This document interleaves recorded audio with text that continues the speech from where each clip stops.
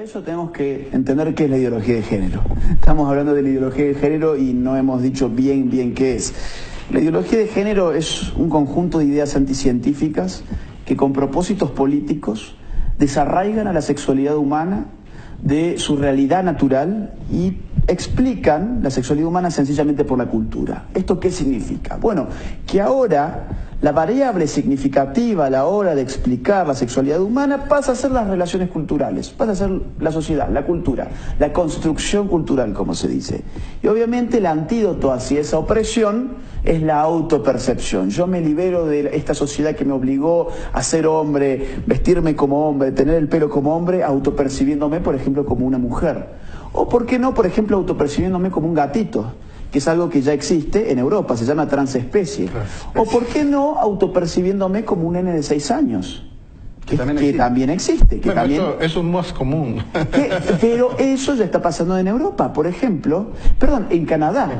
En Canadá ya hay un caso de un señor de 56 años que se autopercibe como una nenita de 5 años o de 6 años, usa ropita de mujer, babero, qué sé yo. Hace 10 años este señor, la sociedad hubiese dicho: pobre señor, debe tener algún tipo de problema. Y hoy, en cambio, los medios ponen la noticia: bravo, se liberó, es una niña que está metida en un cuerpo de un hombre de 56 años, tiene derecho a ser incluida en la sociedad, y ese derecho incluye, por supuesto, el derecho de ir a un kindergarten, ¿no? A un jardín de infantes. Y ese señor hoy en día va a un jardín de infantes, frente a todo el peligro que significa para los chicos. Pero más allá de eso, en la filosofía misma de la ideología de género, que significa desarraigar a la sexualidad de su naturaleza, desarraiga por añadidura todos los límites, porque la naturaleza es la que nos limita. Yo no me puedo tirar del 10º piso, no por un precepto cultural, sino porque la ley de la gravedad me va a hacer estrellar contra el piso. Si decimos que la sexualidad humana no es naturaleza, sino cultura, decimos que la sexualidad humana no tiene ningún límite. Entonces, ¿qué pasa? Aparece toda esta pluralidad de géneros, que en muchos países ya se reconoce, por ejemplo, el género de la pedosexualidad. ¿Qué es la pedosexualidad? Bueno, el género que tiene su orientación hacia los niños.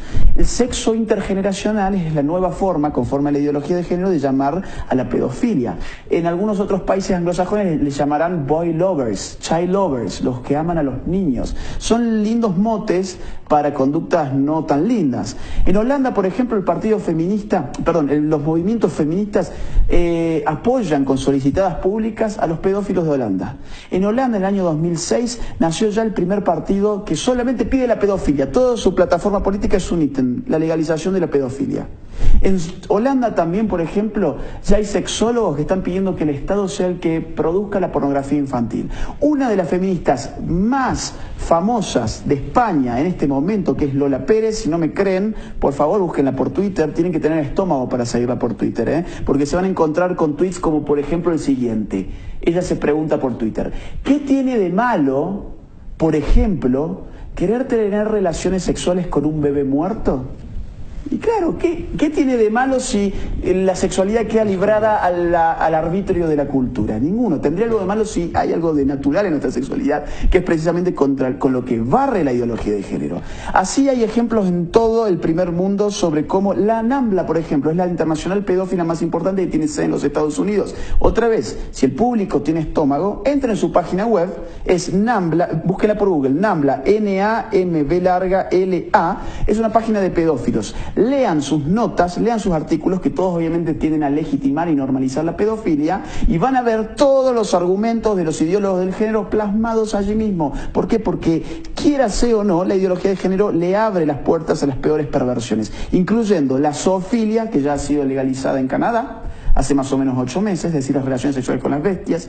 Y en Suecia, por ejemplo, ahora se está pidiendo la legalización de la necrofilia, es decir, las relaciones sexuales con los muertos, y el incesto, es decir, las relaciones sexuales con los familiares próximos. ¿Conforme a qué? Conforme a los argumentos de la ideología de género, por supuesto.